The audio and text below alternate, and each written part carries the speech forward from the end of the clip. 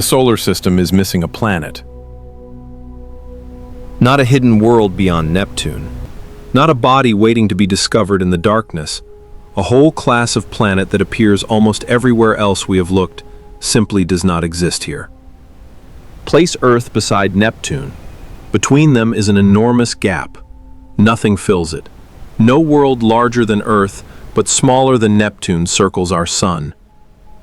For generations, that empty space looked perfectly ordinary because it was the only planetary family we knew.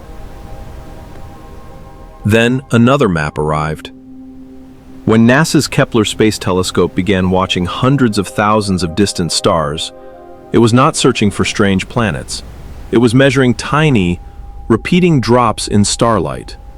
Each dip revealed that something had crossed in front of a star. The deeper the shadow, the larger the planet. One by one, thousands of new worlds emerged from those shadows. And an unexpected pattern refused to disappear.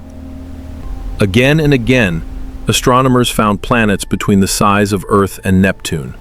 Some were rocky super-Earths. Others carried thick envelopes of gas and became known as sub-Neptunes.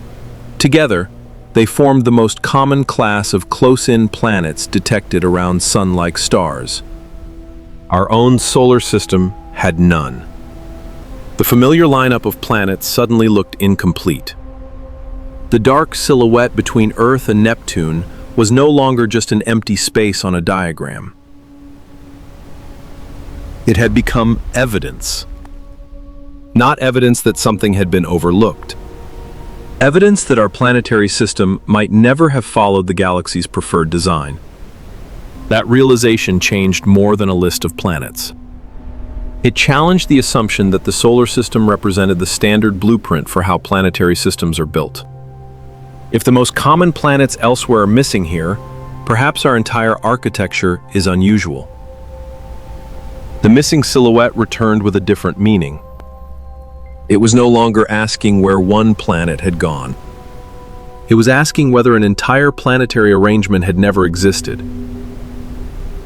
The first clues appeared in systems unlike our own.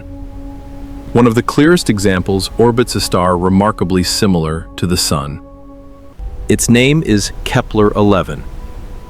Instead of 4 small rocky worlds spread across the inner solar system, this star hosts a tightly packed family of large planets. Several worlds larger than Earth circle their star so closely that all of them fit inside the orbit of Mercury. Imagine compressing multiple substantial planets into a region our own solar system leaves almost empty. The comparison is startling. Where our inner planets are separated by wide distances, these alien worlds travel in orderly, nearly circular paths crowded together within a remarkably compact space. Nothing about the arrangement appears chaotic. These systems remain stable. They simply follow a different architectural plan. The missing silhouette changes again. At first, it represented one absent planet. Now it represents an absent framework. Our solar system did not merely skip one size of world. It skipped an entire style of construction that appears repeatedly across the galaxy. The contradiction grows stronger. The solar system once seemed like the universal template. Now it resembles one unusual neighborhood among many. The obvious question becomes impossible to ignore. What prevented our system from building the same crowded inner family that so many other stars possess? Astronomers cannot replay the birth of the solar system. Instead, they rebuild it through physics. Supercomputer simulations allow researchers to test different histories, watching gravity reshape young planetary systems millions of years before Earth existed. One leading explanation involves Jupiter. Not the Jupiter we see today, quietly circling far from the Sun, but a younger giant moving through a disk filled with gas, dust, and growing planetary building blocks. In the Grand Tack model, Jupiter first migrated inward before reversing direction after gravitational interactions with Saturn. As it moved, its gravity disturbed enormous amounts of material. Rather than gently allowing large rocky cores to assemble near the Sun, this migration could have driven repeated collisions, scattered planet-forming material, and pushed debris inward until much of it disappeared into the Sun. The result was not the confirmed destruction of fully formed super-Earths. The evidence does not support that claim. Instead, the simulations suggest something subtler. The raw ingredients needed to construct a crowded inner system may have been removed or dramatically reduced before those worlds could fully emerge. Other researchers propose different explanations. Some models suggest the inner disk may simply have contained too little solid material from the beginning. The details remain under investigation. But across these competing ideas, one possibility keeps returning. The missing silhouette may not represent an accident. It may preserve the fingerprint of the solar system's earliest history. The empty space becomes historical evidence. A record written not in rocks, but in absence. That absence reaches beyond planetary inventories. It changes the forces acting on every surviving world. Computer simulations exploring hypothetical solar systems reveal something remarkable. Introduce a massive super-Earth into the inner solar system, and the balance can change dramatically. Its gravity slowly alters neighboring orbits. Small differences accumulate over millions of years.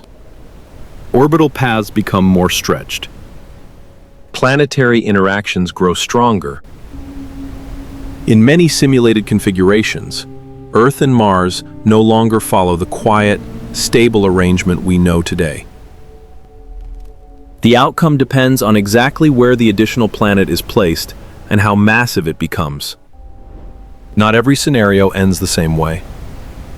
Together, the simulations reveal an important reality. Planetary architecture matters. The arrangement of worlds shapes the long-term stability of an entire system. This does not prove that Earth required the absence of super-Earths for life to emerge.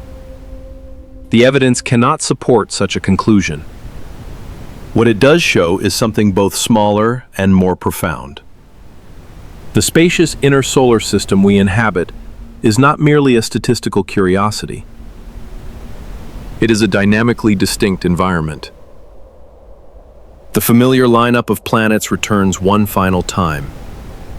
Mercury, Venus, Earth, Mars, then the empty silhouette. Beyond it stand Neptune and Uranus, followed by the giants farther out. Nothing has changed physically.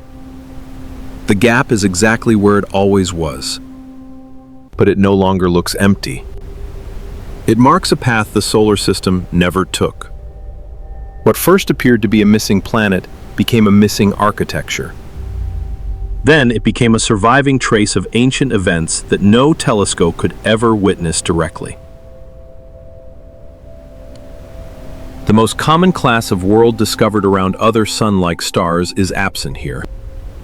And that absence transformed the solar system from the model astronomers expected to find everywhere into one of the most unusual planetary maps yet discovered.